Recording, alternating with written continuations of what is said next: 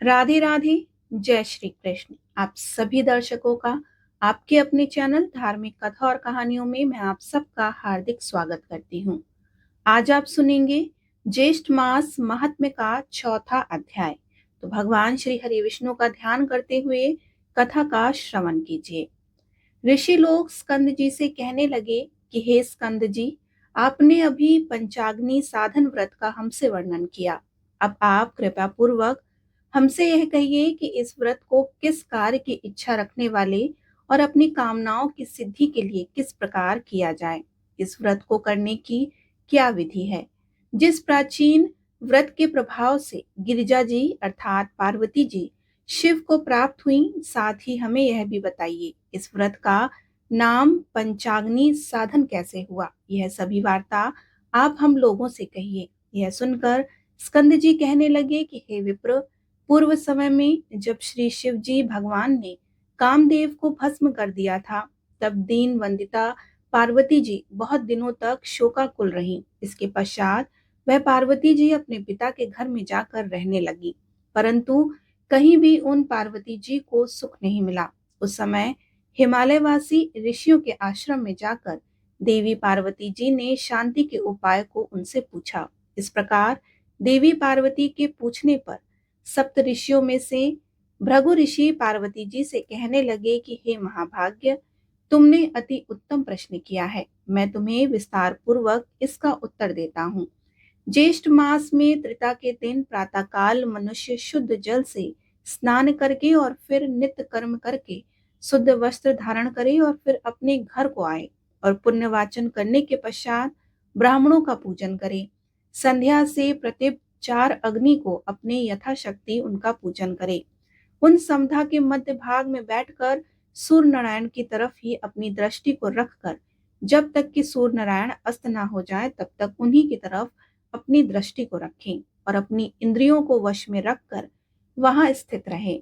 इस प्रकार निराहार और जितेंद्रिय रहकर इस मास व्रत करें। भृगु ऋषि के ऐसे वचनों को सुनकर देवी पार्वती अत्यधिक प्रसन्न हुई और फिर शिव जी के प्रश्नार्थक देवी पार्वती इस व्रत को प्रतिमास करती रहीं। इस व्रत के प्रभाव से शिव जी महाराज मोह को प्राप्त हो गए। पार्वती जी कहाँ चली गईं?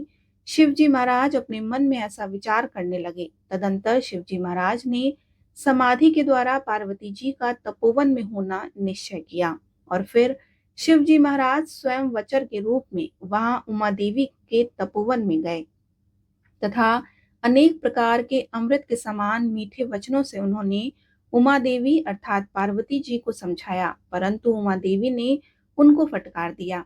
तब शिव जी ने अपने वचर के रूप को त्याग कर अपने को शिव के रूप में प्रकट किया और देवी पार्वती जी ने तब शंकर भगवान को देखा तो लज्जा के मारे अपना सिर उन्होंने नीचा कर लिया।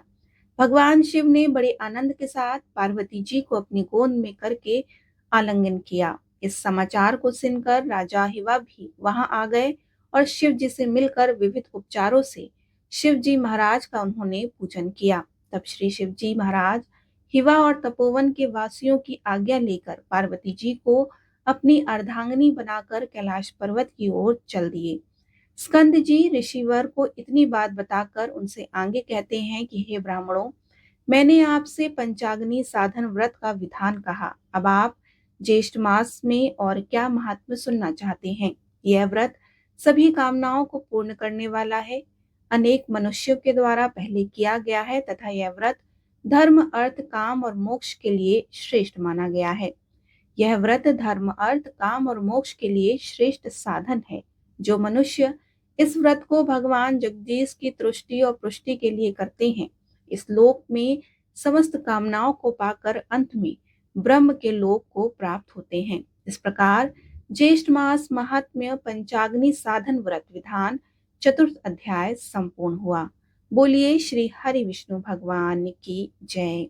आइए अब हम आपको श्री राम की कथा और अयोध्या के महात्म्य का वर्णन सुनाते हैं। सूत जी मुनियों से कहते हैं कि स्वर्ण खनि से दक्षिण दिशा में सिद्ध सेवित संभे तीर्थ है, जो कि तलोद की ओर सरयू के संगम से विख्यात हुआ है। महाभाग्य पाप रहित होते हैं। 10 अश्वमेघों का अनुष्ठान करने से जो फल होता है वही धर्मात्मा पुरुष नियम पूर्वक उसमें स्नान करके प्राप्त कर लेता है। जो मनुष्य वहां पर वेदों के पारंगत ब्राह्मण को स्वर्ण आदि देता है, वह उत्तम गति को पाता है। भादो के कृष्ण पक्ष की अमावस्या को वहां की यात्रा होती है। भगवान श्री रामचंद्र जी ने दूसरे समुद्र की भांति उस नदी का निर्माण किया था। उसमें तिल की तरह काले रंग का जल सदा ही शोभा पाता था, इसलिए वह पुण्य सलीला नदी तिलोदी नाम से विख्यात हुई। पवित्र व्रत धारण करने वाला मनुष्य संगम से अन्यत्र भी यदि तिलोदी में स्नान करे तो वह 7 जन्मों के पापों से मुक्त हो जाता है। धर्म की अभिलाषा रखने वाले मनुष्य को यत्न पूर्वक वहां पर स्नान करना चाहिए। वहां पर किए हुए स्नान, दान, व्रत, होम सभी अक्षय होते हैं। संगम से पश्चिम दिशा के तट पर सीता कुंड के नाम से विख्यात एक तीर्थ है, जो कि समस्त कामनाओं को पूर्ण करने वाला है। उस तीर्थ में स्नान करके मनुष्य सभी पापों से मुक्त हो जाता है। सीता जी ने स्वयं ही उस कुंड का निर्माण किया था और श्री रामचंद्र जी ने वरदान देकर उस कुंड को मान फलों की निधि बना दिया। श्री राम सीता से बोले कि हे सौभाग्यवती सीते, इस तीर्थ में विधि पूर्वक किया हुआ स्नान, दान, जप, होम अथवा तप सभी अक्षय हों। मार्गशीर्ष कृष्ण चतुर्दशी को यहाँ पर स्नान का विशेष पर्व होगा। उस समय इसमें स्नान करने वाले मनुष्यों के समस्त पापों का नाश होगा।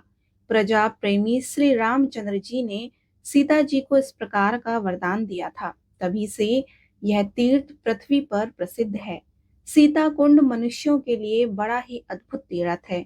इस तीर्थ में स्नान करके मनुष्य निश्चय ही भगवान श्री रामचंद्र जी को प्राप्त कर लेता है।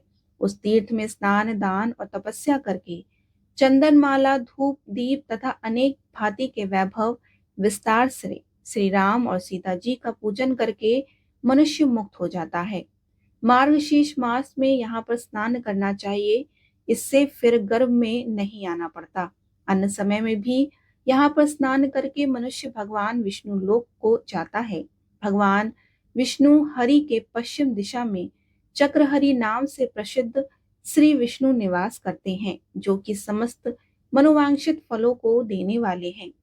बुद्धिमानों में श्रेष्ठ विद्वान पुरुष भी चक्रहरि की महिमा का वर्णन नहीं कर सकते।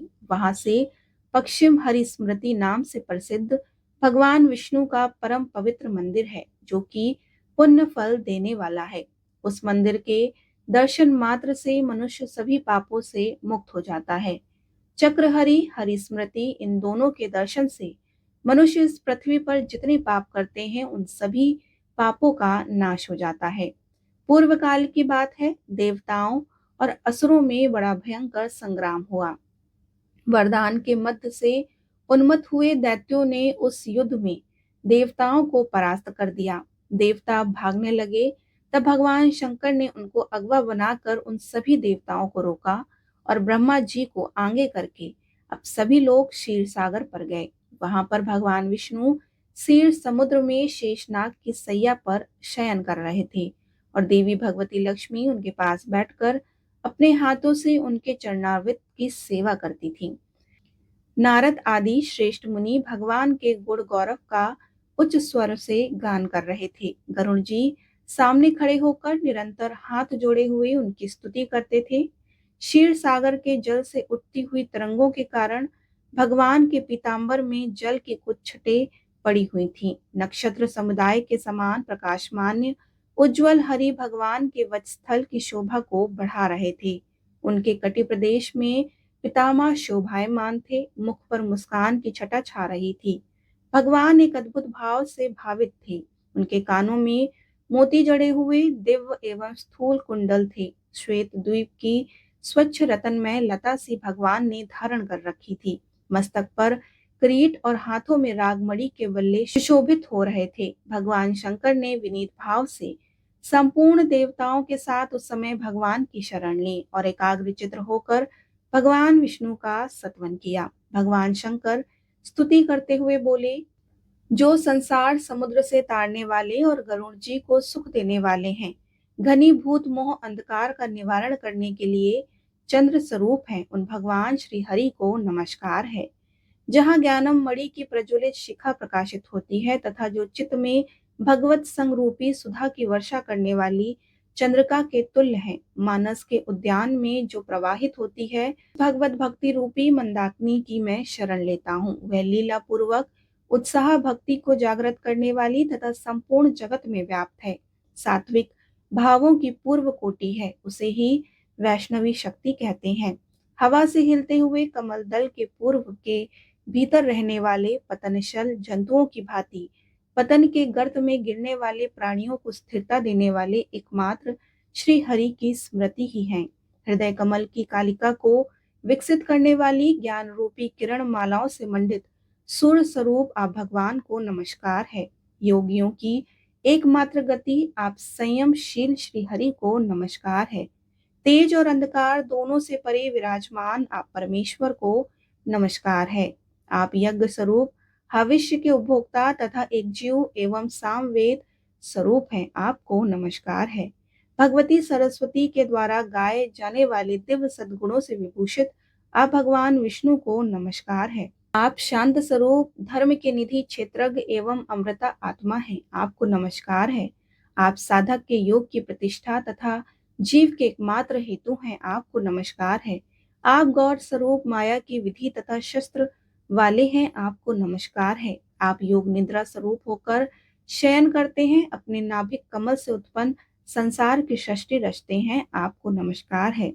आप जल स्वरूप और संसार की स्थिति के कारण हैं। आपको नमस्कार है। आपके कार्यों द्वारा आपकी शक्ति का अनुमान होता है। आप महाबली सबके जीवन और परमात्मा हैं। आपको नमस्कार है। समस्त भूतों के रक्षक और प्राण आप ही हैं। आप ही विश्व तथा उसके सृष्टा ब्रह्मा हैं। आपको नमस्कार है। आप नरसिंह शरीर को धारण करके तर्प युक्त होकर दैत्य का संहार करने वाले हैं। आपको नमस्कार है। आप ही सबके प्राग, आपका हृदय अनंत है। आप संपूर्ण संसार के भाव को ग्रहण करने वाले हैं। आपको नमस्कार है। आप संसार के कारण भूत अज्ञान रूपी गौर अंधकार का नाश करने वाले हैं। आपका धाम अंचित है। आपको नमस्कार है। आप गुण रूप से स्थित तथा अत्यंत द्वेग कारक रुद्र हैं। आपको नमस्कार है। आप शांत हैं, जहाँ समस्त उर्मियों शांत हो जाती हैं। ऐसे कमल पथ देने वाले संपूर्ण भाव पदार्थों से परे तथा सरमय हैं। आपको नमस्कार है। जो नील कमल के समान श्याम है और चमकते हुए केसर के समान सुशोभित कोष्ठ मणि को धारण करते हैं तथा नेत्रों के लिए रसायन रूप हैं, ऐसे आप भगवान विष्णु को मैं प्रणाम करता हूँ। इस प्रकार स्तुति करके वरदायक भगवान गरुड़ध्वज ने कृपा युक्त होकर संपूर्ण देवताओं पर अपनी सुधा वर्षिणी दृष्टि से अमृत की वर्षा की और फिर विनीत भाव से देवताओं से यह मधुर वचन कहा। श्री विष्णु बोले कि देवताओं, मैं ध्यान से तुम्हारा सारा अभिप्राय जान गया हूँ। मैं इस समय अयोध्या नगर में जाकर तुम्हारे तेज की वृद्धि और दैत्यों के उपद्रव की शांति के लिए वहां पर गुप्त रहकर उत्तम तप का अनुष्ठान करूंगा। तुम लोग भी शुद्ध चित्त होकर अयोध्या में जाकर दैत्यों के विनाश के लिए तीव्र तपस्या करो। ऐसा कहकर भगवान गरुड़ वाहन अंतर्ध्यान हो गए। उन्होंने अयोध्या में आकर गुप्त रहकर देवताओं के तेज की वृद्धि के लिए शीघ्र उत्तम तपस्या प्रारंभ कर दी। इसलिए वे गुप्त हरि के नाम से प्रसिद्ध हुए। यहाँ पहले आए हुए भगवान विष्णु के हाथ से सुदर्शन चक्र छूट कर गिरा था, अतः चक्र हरि के नाम से भगवान की यहाँ प्रसिद्धि हुई। उन दोनों के दर्शन मात्र से मनुष्य सब पापों से मुक्त हो जाता है। भगवान श्री हरि के प्रभाव से देवता प्रबल तेजस्वी हो गए। उन्होंने युद्ध में दैत्यों को परास्त करके अपना स्थान प्राप्त कर लिया और परम आनंद युक्त होकर वे अतिशय शोभा पाने लगे। तत्पश्चात बृहस्पति आदि सभी देवताओं ने भगवान को प्रणाम किया। उनके दर्शन के लिए उत्कंठा में आए तथा पुनः प्रणाम करके हाथ जोड़कर एकाग्रचित्त होकर श्री हरि का ध्यान करते हुए उन्हीं में तन्मय हो गए। तब भगवान विष्णु ने उन देवताओं से कहा कि देवताओं, मैं इस समय तुम्हारी कौन सी इच्छा पूर्ण करूं। यह सुनकर देवता उनसे बोले कि हे जगतपति, इस समय आपके द्वारा हमारा सब कार्य सिद्ध हो गया है, फिर भी हमारी रक्षा के लिए आपको सदैव यहीं पर रहना चाहिए। यह सुनकर श्री भगवान उनसे बोले कि देवताओं, यह कथा संसार में प्रसिद्धि को प्राप्त होगी। समस्त प्राणियों में श्रेष्ठ जो पुरुष यहाँ पर उत्तम भक्ति से पूजा, यज्ञ और जप आदि का अनुष्ठान करता है, वह परम गति को प्राप्त होता है। यहाँ पर अयोध्या का वर्णन किया जा रहा है। जो जितेंद्रिय मानव अपनी शक्ति के अनुसार यहाँ दान करता है, वह अनुपम स्वर्गलोक को पाकर फिर कभी शौक नहीं करता। यहाँ मेरी प्रसन्नता के लिए शुद्ध चित्त हो गौदान करना चाहिए। जो मेरी भक्ति में तत्पर होकर यहाँ पर आत्मशुद्धि के लिए स्नान करते हैं, उनकी मुक्ति उनके हाथ में ही है। भगवान चक्रहरि के स्थान पर मेरी प्रीति के लिए पुनः पूर्वक उत्तम दान और जप होम आदि करना चाहिए। हे श्रेष्ठ देवताओं, तुम भी यहाँ पर विधान से यात्रा करो। इस गुप्त हरि के स्थान के निकट ही शुभ संगम है। यहाँ पर गोपतार घाट से 3 योजन पश्चिम घाघरा नदी में सरयू का संगम हुआ। यहाँ विधि पूर्वक स्नान करके समस्त मनोरथ की सिद्धि करने वाले भगवान गुप्त हरि का दर्शन करना चाहिए। ऐसा कहकर पीताम्बरधारी भगवान विष्णु वहीं पर अंतर ध्यान हो गए। अब देवता भी विधि पूर्वक यात्रा करके यदन अयोध्या में रहने लगे। तभी से यह स्थान पृथ्वी में विख्यात हो गई। कार्तिक की पूर्णिमा को विशेष रूप से यहाँ पर वार्षिक यात्रा होती है। वहाँ संगम स्थान करके भगवान गुप्तहरि का दर्शन किया जाता है। तत्पश्चात सरयू की घाघरा से मिले हुए जल के तट पर गोपतार तीर्थ में स्नान करके संपूर्ण कामनाओं को देने वाले भगवान की पूजा करनी चाहिए। मार्गशीर्ष शुक्ल द्वादशी को चक्रहरि की यात्रा करनी चाहिए। जो इस प्रकार यात्रा करता है, वह भगवान विष्णु के लोक में आनंद का अनुभव करता है। ये आगे की कथा हम आपको अब अगले वीडियो में सुनाएंगे। आपको वीडियो कैसी लगी हमें जरूर बताइए। राधे राधे।